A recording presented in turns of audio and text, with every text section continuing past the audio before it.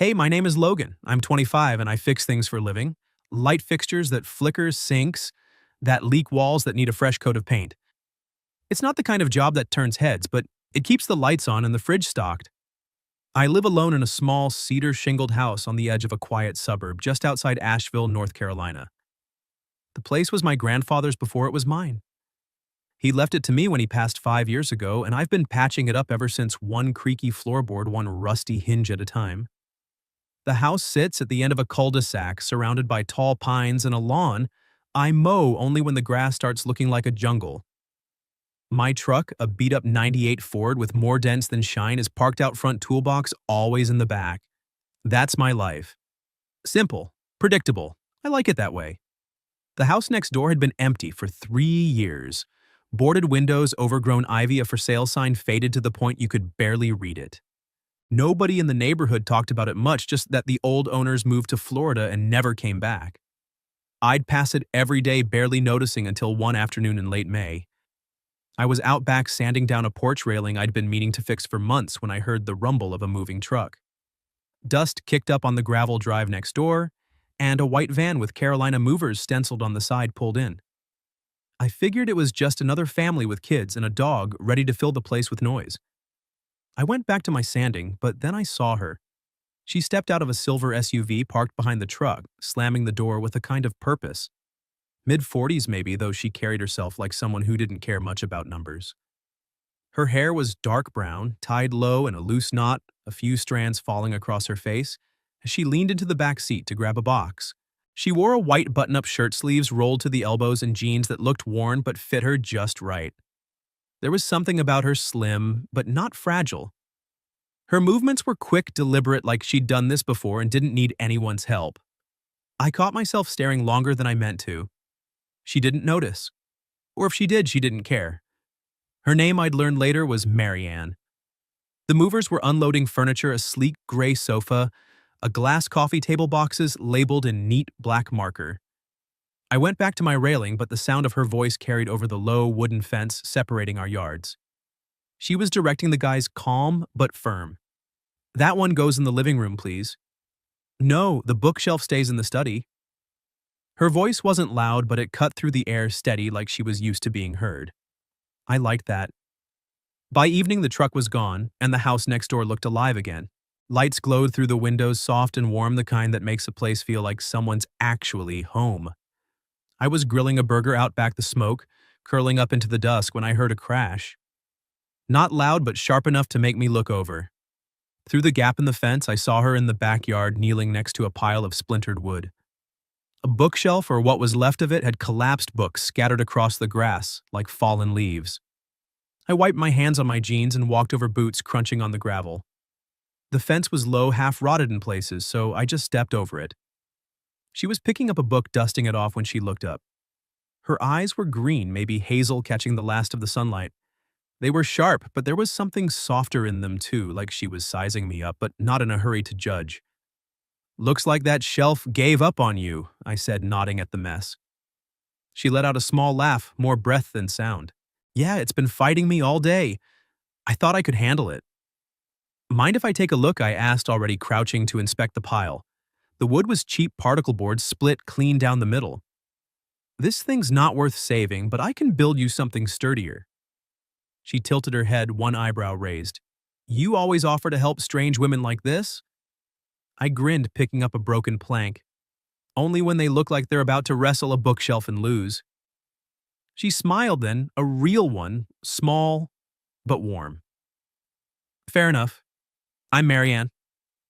"Logan," I said, shaking her hand. Her grip was firm, her fingers cool from the evening air. "Welcome to the neighborhood." I spent the next hour piecing together what I could, using a few nails and some brute force to make the shelf stand long enough to hold her books. She watched, leaning against the porch railing, arms crossed. Every now and then she'd hand me a book or point out where she wanted it. We didn't talk much, but it wasn't awkward. Just two people doing something that needed doing. When we finished, the shelf was wobbly but upright, books lined up in neat rows. She stepped back, hands on her hips, and nodded. Not bad for a guy who just wandered over. "I've got a toolbox and too much time," I said, wiping sawdust off my hands. She disappeared inside and came back with 2 glasses of lemonade, the ice clinking softly. "Least I can do," she said, handing me one. We sat on her back steps, the air thick with the smell of pine and cut grass. The sky was turning purple, the first stars peeking out. So I said, taking a sip, "What's your story? New house, new start." She looked out at the yard, her fingers tracing the rim of her glass. "Something like that. Got divorced a year ago, no kids, just needed a change. This place was cheap and I figured quiet couldn't hurt." I nodded, not pushing. Divorce wasn't exactly rare, but the way she said it, matter of fact, like she was talking about the weather, made me curious. Not about the details, but about her. She didn't seem broken, just careful. "Well," I said, standing up, "if you need anything fixed, I'm right over there. Leaky faucet, creaky door, you name it." She looked up at me, her eyes catching the porch light.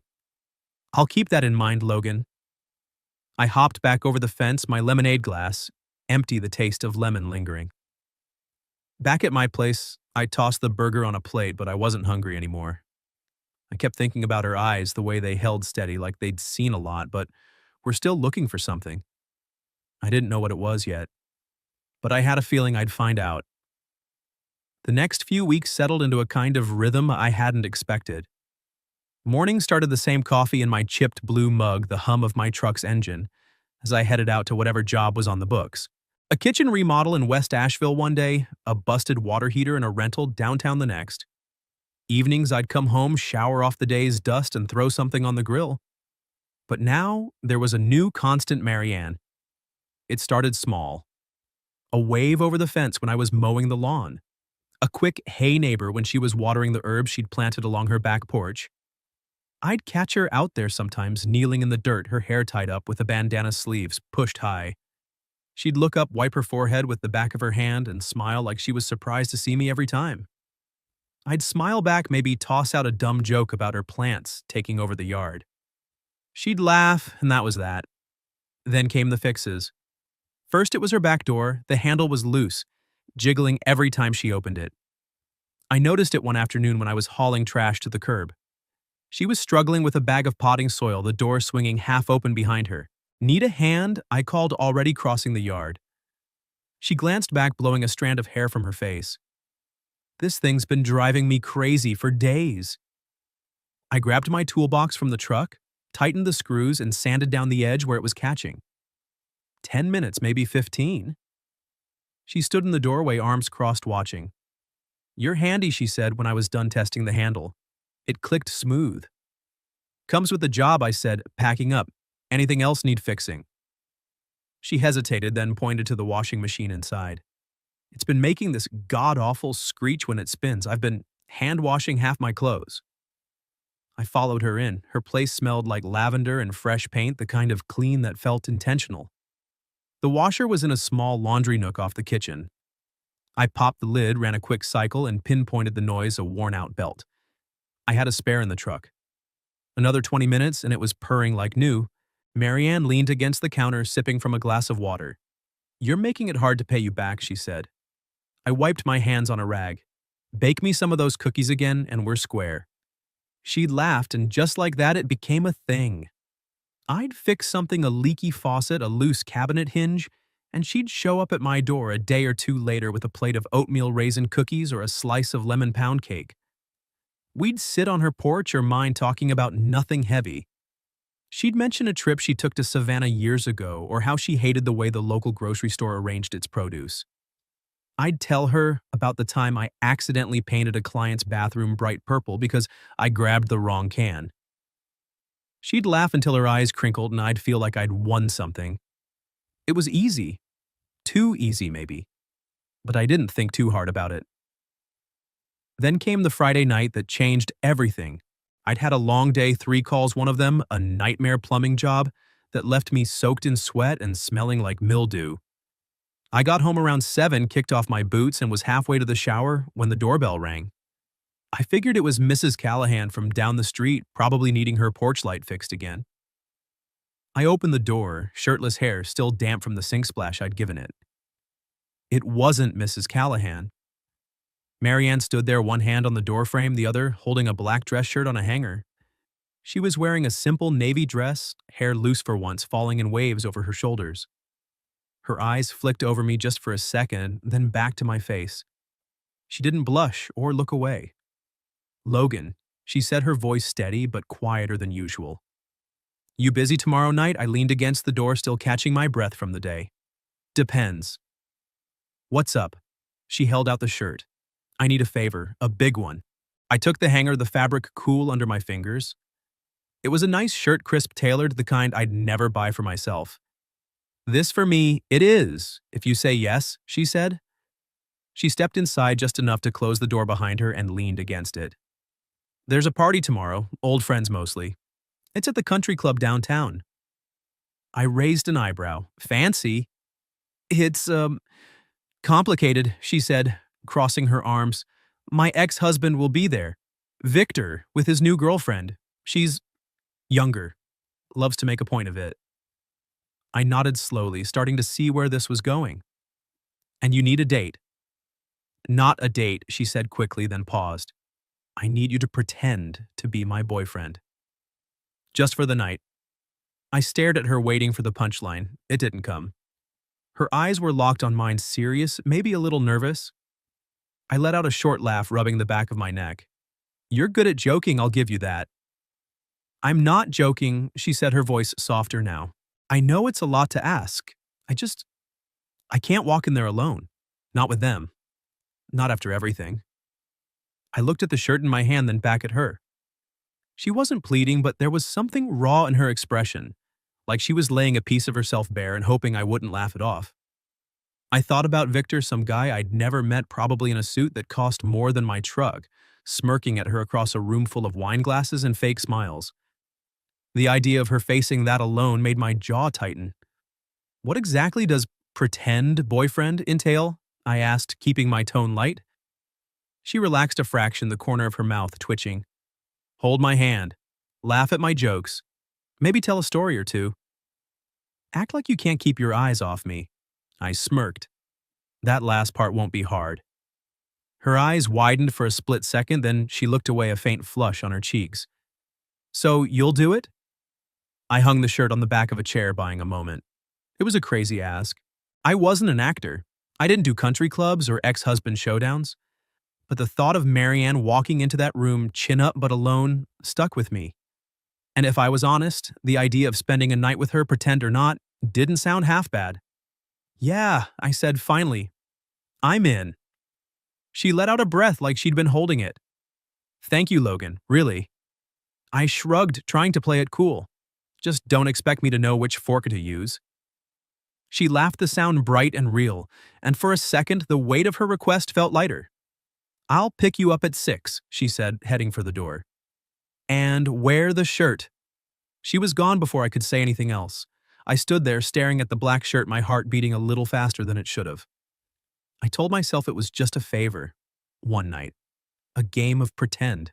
But as I hung the shirt in my closet next to my flannels and work jeans, I couldn't shake the feeling that I'd just agreed to something bigger than I understood.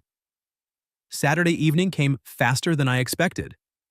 I stood in front of my bedroom mirror, tugging at the collar of the black shirt Marianne had given me. It fit better than I thought it would, snug across the shoulders, but not tight, the kind of thing that made me look like I belonged somewhere nicer than a job site. I'd even dug out a pair of dark slacks I hadn't worn since my cousin's wedding 3 years ago. My boots were polished for once, though I drew the line at anything shinier. I ran a hand through my hair, trying to tame it, then gave up. This was as good as it was getting. At 6 sharp, her SUV pulled into my driveway. Marianne stepped out, and for a second I forgot how to breathe. She wore a deep green dress, sleeveless, cut just above the knee, the kind of simple that looked expensive without trying. Her hair was down, loose waves catching the last of the daylight, and she had on a thin gold necklace that glinted when she moved. She looked like she belonged in a magazine, not standing in my gravel drive next to a toolbox and a half-dead azalea bush. "You clean up nice," she said, her eyes flicking over me with a small smile. I grinned, shoving my hands in my pockets. "You're not so bad yourself." She laughed, the sound easing the knot in my chest. "Come on. We don't want to be late." The drive to the country club took 20 minutes winding through Asheville's rolling hills, the windows down just enough to let in the warm evening air. Marianne drove one hand on the wheel, the other resting on the gear shift. She didn't say much, but I caught her glancing at me every now and then, like she was checking I was still there. I stared out the window, trying to ignore the way my pulse kicked up every time her dress shifted when she moved. "You nervous?" I asked, breaking the silence. She exhaled, her grip tightening on the wheel. "A little. It's been a while since I've seen some of these people. And Victor, he's good at making a scene without even trying." I nodded, turning to face her. "We've got this." You point, I smile. "I'll even throw in a few compliments if you want." That got a real laugh out of her. "Just be you, Logan. That's enough." The country club was everything I'd imagined, and nothing I was used to. A long driveway lined with oaks led to a sprawling stone building, all glowing windows and manicured lawns. Valets in white shirts took the keys, and I followed Marianne up the steps, her arm looped through mine like it was the most natural thing in the world. Inside, the air smelled like polished wood and citrus chandeliers, casting soft gold light over a crowd of people who looked like they'd never seen a hardware store in their lives.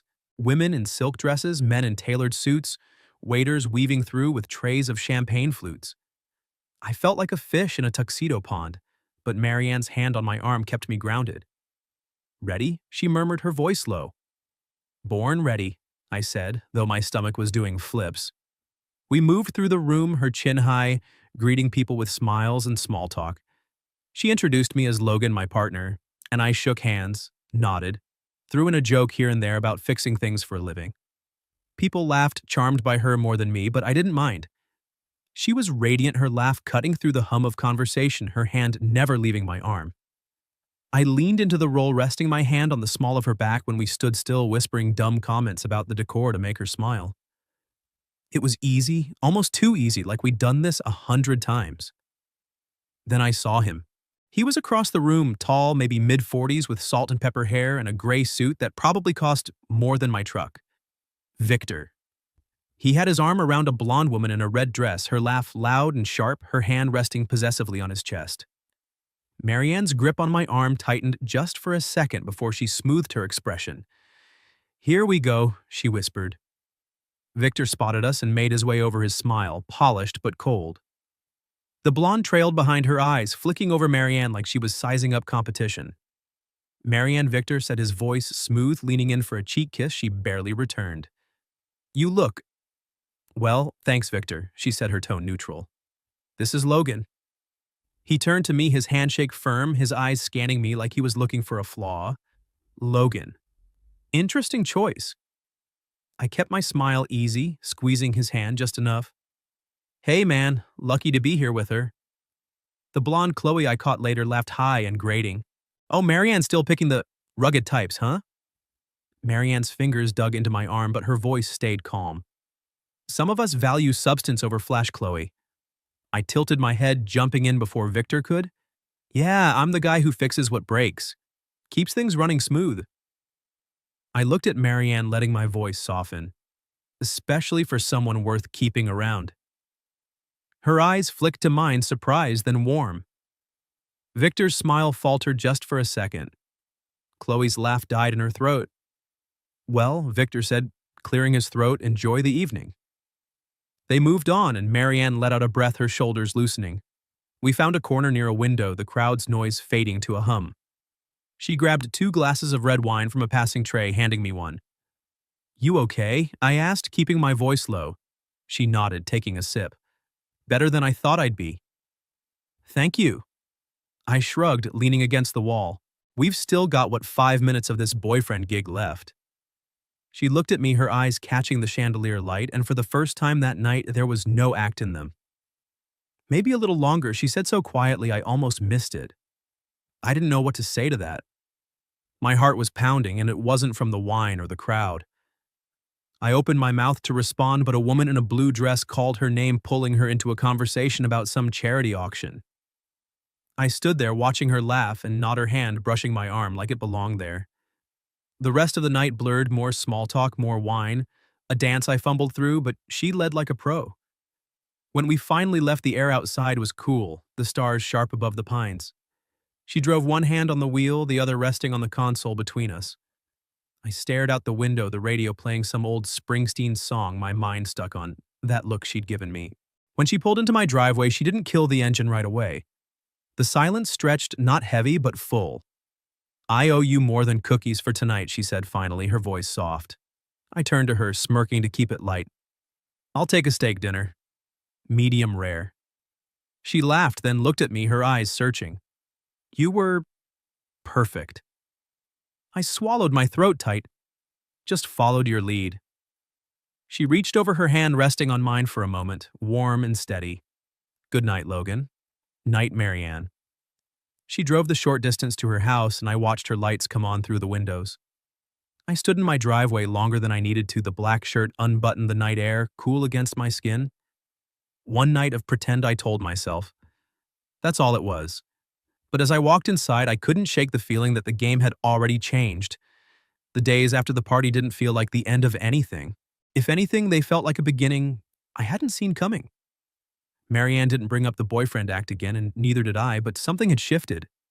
The fence between our houses was still there, but it might as well have been made of air. She started inviting me over for dinner. Not as payment for fixing her garbage disposal or the loose step on her porch, but just because. The first time was a Tuesday, a week after the country club. I was beat from a long day installing ceiling fans in a new build, my shirt streaked with drywall dust. I was halfway through a beer on my porch when she appeared at the fence holding a bottle of red wine and 2 glasses. "Got planned," she called, her voice carrying over the crickets. I held up my beer. "This is about as fancy as it gets." She smiled, climbing over the low spot in the fence like she'd done it 100 times.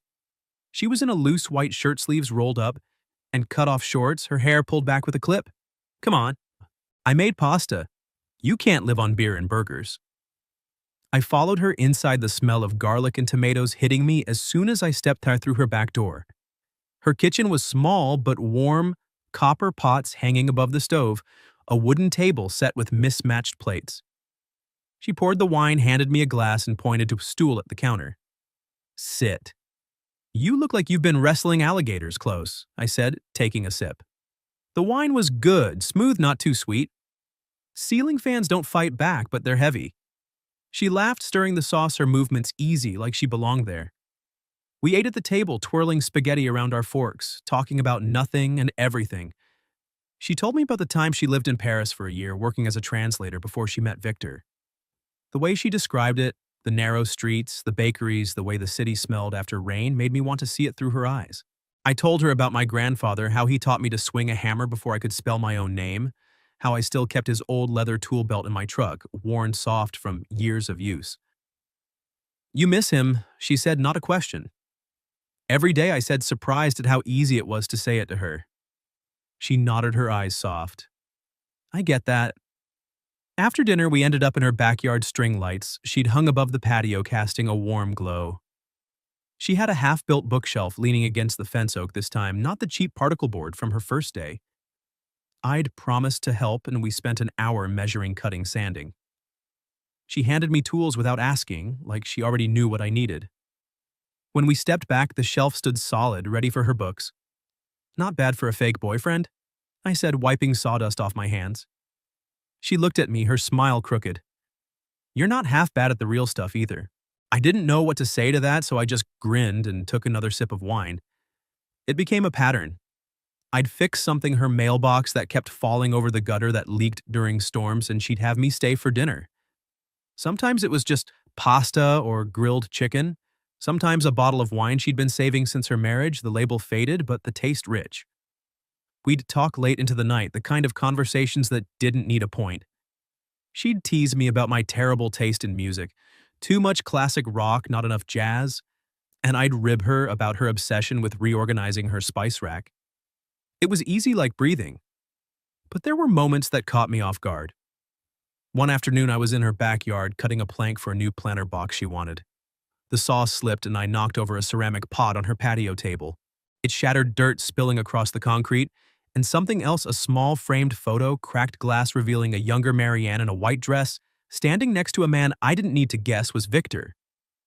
She was inside, but the crash brought her running. "Logan, what?" She stopped when she saw the photo, her face tightening. I started picking up the pieces, my hands clumsy. I'm sorry, I didn't see it there. She knelt beside me, her fingers brushing the broken frame. For a second, I thought she'd be mad, but she just stared at the photo, her jaw set. Then she let out a small, bitter laugh. It's fine, she said, her voice quiet. Maybe it needed to break a long time ago. I didn't know what to say, so I kept cleaning, stacking the shards in a pile. She stood brushing dirt off her hands and looked at me.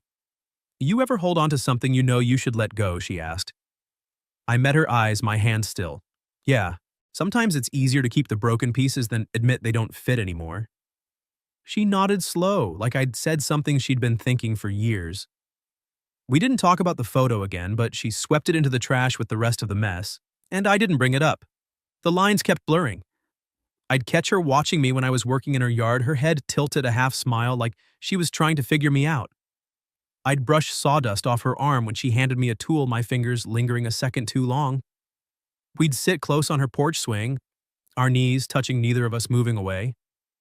One night we watched an old movie on her couch, some black and white thing she loved, and I fell asleep, my head against the armrest. I woke up to the smell of coffee, Marianne in the kitchen, wearing one of my flannel shirts I'd left behind the sleeves, rolled up to her elbows. She handed me a mug, steam curling between us. You snore, you know. I took the coffee, my voice rough from sleep. You didn't kick me out. She leaned against the counter, her eyes soft. Didn't want to.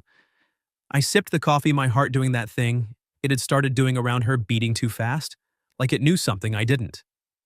When do you want me to head home? I asked, keeping it light. She looked at me, her fingers tracing the rim of her mug. If you're still pretending to be my boyfriend, you're doing a lousy job of leaving. I laughed, but it caught in my throat. Maybe I'm not pretending anymore. She didn't answer right away, just held my gaze, the kitchen quiet except for the tick of the clock on the wall. Then she smiled small and real and turned to rinse her mug. Eat something, she said. You're no good to me, hungry. I stayed for breakfast, and the next night, and the one after that. The fence was still there, but it didn't matter anymore. We were building something new piece by piece, and neither of us was in a hurry to name it. The summer slipped in like it always does in Asheville, slow at first, then all at once. The air turned thick with honeysuckle and cut grass, the cicadas screaming from the pines by noon. I'd wake up to the smell of coffee drifting through Marianne's open window, or sometimes mine if I'd crashed on her couch again. We never talked about where I'd sleep. It just happened. My boot stayed by her back door more than my own. She started buying the dark roast I liked, and I kept an extra toothbrush in her bathroom drawer. Little things, but they added up. One night in July, the power went out. A thunderstorm rolled in fast, the kind that turns the sky green and rattles the windows. I was at my place flipping burgers on the grill when the lights flickered and died. The whole street went dark. I grabbed a couple of candles from my kitchen, stuffed them in my pockets, and headed over the fence. Marianne's porch light was out, but I could see her silhouette through the screen door, sitting on the couch with a book in her lap, the glow of a phone flashlight under her chin. Thought you might need these, I said, stepping inside, holding up the candles. She looked up, her face soft in the dim light. You always show up when I need you. I lit the candles, setting them on the coffee table, the flames dancing across the walls. The rain hammered the roof, steady and loud. She closed her book, set it aside, and patted the cushion next to her. I sat close enough that our shoulders touched. You ever gonna tell me what you're reading? I asked, nodding at the book. She smiled, picking it up again. Old Habits. It's a collection of Neruda poems, in Spanish. I'm rusty, but it keeps me sharp. I raised an eyebrow. You speak Spanish? Used to, she said, her voice quiet. Victor hated it, said it was a waste of time. I didn't say anything, just watched the candlelight flicker across her face. She set the book down again, her fingers lingering on the cover. Logan, she said, turning to me. You ever been in love? The question caught me off guard. I leaned back, staring at the ceiling. Once. Thought I was, anyway. College girlfriend. We lasted 2 years. She wanted a Plan City job ring. I wanted this. I gestured at the room, the candles, the rain. Didn't work out. Marianne nodded, her eyes on the flame. I thought I had forever with Victor, believed it. Then forever was just a signature on divorce papers. I looked at her the way the light caught the curve of her cheek. Forever's overrated. I'd rather have right now. She turned her eyes searching mine. If I asked you to stay after dinner tomorrow, not just for the night but for good, would that scare you? My heart thudded loud enough I was sure she could hear it. I swallowed, keeping my voice steady. Only thing that scares me is you not asking. She didn't smile, didn't look away. Just reached for my hand, her fingers warm steady.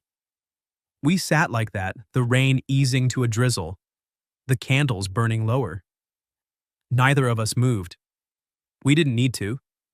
The rest of the summer unfolded like a song you don't want to end. I stopped pretending I was going home. My flannel stayed on her chair, my tools migrated to her garage. She'd cook dinner steak, roasted potatoes sometimes, just grilled cheese when we were too tired, and I'd wash the dishes, her hip bumping mine as we moved around the kitchen. We'd sit on her porch swing, sharing a beer or a glass of wine, watching the stars come out. She'd read me lines from her poems, her voice soft, and I'd tell her about the jobs I'd done that day, the weird ones that made us laugh. One morning I woke up on her couch again, the sun streaming through the blinds. She was in the kitchen barefoot, wearing my old gray t-shirt, flipping pancakes. The smell of butter and syrup filled the air. I stood in the doorway watching her hum under her breath, her hair a mess, the shirt slipping off one shoulder. "You gonna stand there all day?" she asked without turning. I walked over, took the spatula from her hand, and flipped a pancake. "Only if you keep burning these." She laughed, swatting my arm. "You're lucky I let you stay." I set the spatula down, turned to her, my hands finding her waist. "If you still need a fake boyfriend, I'm gonna be here a while." She looked up at me, her eyes bright. "Don't need fake anymore." I kissed her, then slow, and sure, the kind of kiss that didn't need words. She tasted like coffee and syrup, her hand sliding up my back. When we pulled apart, she rested her forehead against mine. "Stay," she whispered. "I'm not going anywhere," I said. The real turning point came in August, a Sunday, so hot the air shimmered. I'd been eyeing the fence between our houses for weeks, the way it sagged in places, the wood gray and splintered. I grabbed my sledgehammer, a saw, and a crowbar from my truck and got to work. By noon, I'd torn down half of it, the posts thudding to the ground, dust rising in the heat. Marianne came out, a glass of iced tea in her hand, wearing a tank top and shorts, her hair tied up. "Logan," she said, standing at the edge of the yard, "what the hell are you doing?" I wiped sweat from my brow, the hammer resting on my shoulder. "What neighbors in love do." She froze the glass halfway to her lips. I stepped over the pile of broken wood, my boots crunching on the gravel. The sun was high, the air buzzing with heat and cicadas. I stopped in front of her close enough to see the sweat bead on her collarbone. "You heard me?" I said, my voice low. She set the glass down on the patio table, her eyes never leaving mine. Then she stepped forward, her hands finding my face, and kissed me. Not soft, not careful. A kiss that said everything we hadn't. Her lips were warm, her fingers rough from gardening, and I pulled her close. The world narrowing to just us, the sun, the broken fence. When we broke apart, she was smiling, her forehead against mine. "You're insane." "Yeah," I said, grinning. "But you're insane." We didn't call it love out loud, not yet. We didn't need to. The fence was gone, and so were the lines we'd drawn. Evenings I'd grill steaks in the shared yard, her bare feet on the grass, a glass of wine in her hand. We'd eat at the picnic table I built from the old fence wood, laughing about nothing, planning nothing. Sometimes we'd drive to the Blue Ridge Parkway windows, down her hand on my thigh, the mountains rolling out like they were ours. Summer ended, the air cooling, the leaves starting to turn. But we didn't. Our houses were one now, the yard open the night's hours. Marianne's laugh filled my mornings, her coffee mug sat next to mine. I fixed her world and she fixed mine, one quiet moment at a time. It started with a pretend minute, it lasted all summer. And it was just getting started.